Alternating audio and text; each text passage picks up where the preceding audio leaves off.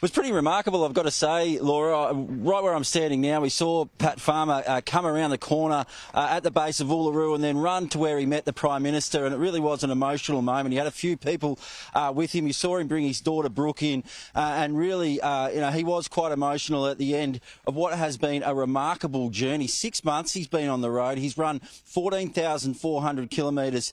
He's gone through 14 pairs of shoes, and he's 61 years old. It's not a bad effort. I couldn't even keep up with him for the last 50 metres or so, Laura, so I reckon he's going all right. But it was really, you could tell how much it meant to him when he got to the end of this, and you could also hear there from the Prime Minister saying what a remarkable achievement it was.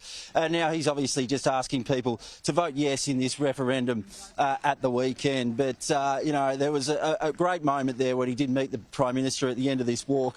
You can just see he's coming through here now with a couple of the key yes campaigners. He's here now at the moment with Noel Pearson. He's having a chat to Noel Pearson. Marion Scrimgeour's with him as well, the Lingiari MP, and Natasha Files, the Northern Territory Chief Ministers. So here they are at the foot of Uluru. It really is a historic moment just 4 days out from this vote in the referendum. So it's been a huge day. It's been a huge 6 months for Pat Farmer, and he's just making his way through here now. I might just have a quick chat to him. Pat, you must feel really proud of what you've achieved. Incredibly elated, not for myself, but for the purpose, for the cause. This is such an important thing in Australia's history, and so important that everybody take this question absolutely seriously and read the question and decide to vote yes, because this is our chance, it's our time to make history.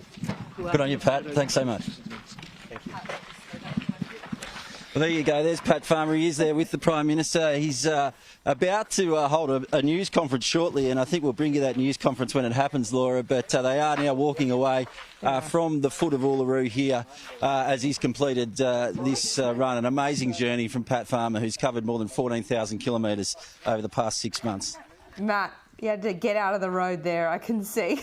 It's like royalty walking down that pathway at the moment. Pat Farmer certainly is the king of running, and he's been quite incredible. But we've got you back there. And look, you mentioned that you didn't attempt to run with Pat Farmer, or you did try and you couldn't keep up. Which was it, Matt?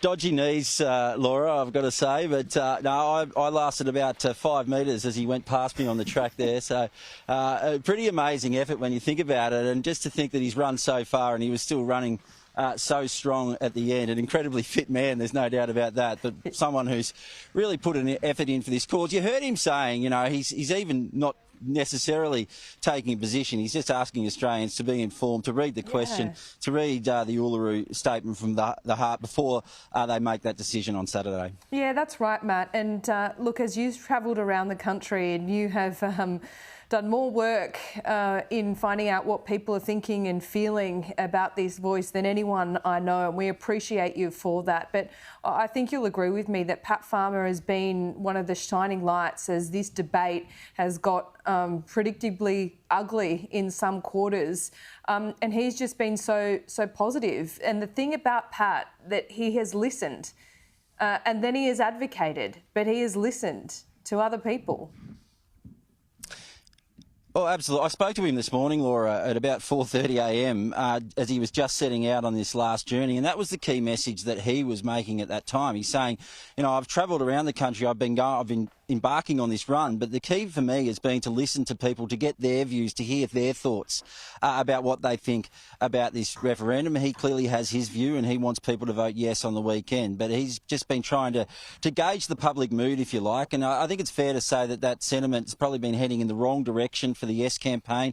Certainly over the past 2 months or so, those numbers would be a real worry. But there is a final push here in Central Australia. The Prime Minister's here with the Central Land Council. Marion Scrimgeour's with him as well, who really is, I think, a communicator who's been underused by the government, I'd have to say, during this campaign. But we'll hear from them shortly as they make that final push to try to get this referendum over the line on Saturday. Thanks, Matt. We really appreciate it, and particularly for the last couple of minutes where we've really made you do some gymnastics as Pat Farmer completed that run. So I appreciate it. I'm always doing that kind of thing to you, but yeah, lucky we're friends, eh? I'll speak to you soon.